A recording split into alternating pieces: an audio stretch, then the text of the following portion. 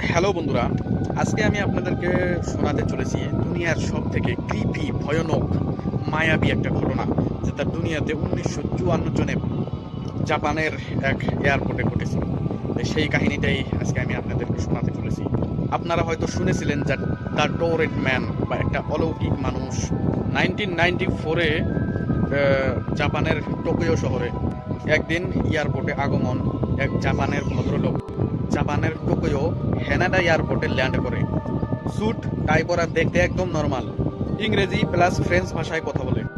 সে এয়ারপোর্টে পাসপোর্ট দেয়, পাসপোর্টে একদম আসল ভিসা, একদম সিল মারা আছে।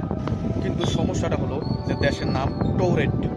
এই দেশের নাম শোনার সঙ্গে সঙ্গে এয়ারপোর্টে যে অফিসারগুলো ছিল তারা এক চিন্তার মধ্যে পড়ে গেল। প্রথম দিন যারা ইমিগ্রেশন অফিসার ম্যাপ বের করে বলে টোরেট নামে কোনো দেশ নেই। লোকটা রেগে গিয়ে ম্যাপে আঙুল দিয়ে দেখায়, এই তো ফ্রান্স আর স্পেনের মধ্যে, আমরা এটাকে অ্যান্ডোরা বলি। তো ইমিগ্রেশন অফিসার বলল অ্যান্ডোরাতে আছে, লেকিন এর পাসপোর্টের মধ্যে টোরেট লেখা। ও বলে আমার দেশ 1000 বছর ধরে আছে, আপনার ইউরোপের ম্যাপ ভুল। দ্বিতীয় দিন গায়েব। অফিসাররা ভাবে লোকটা পাগল। ওকে দুইজন গার্ড দিয়ে সকাল পর্যন্ত আটকে রাখে একটা ঘরে। সকালে রুমে ঢুকে দেখে লোকটা নেই, দরজা ভেতর থেকে বন্ধ, জানালা 15 তলায়, ব্যাগ, পাসপোর্ট, টাকা সবকিছু উধাও। আজ পর্যন্ত ওর কোনো খোঁজ নেই।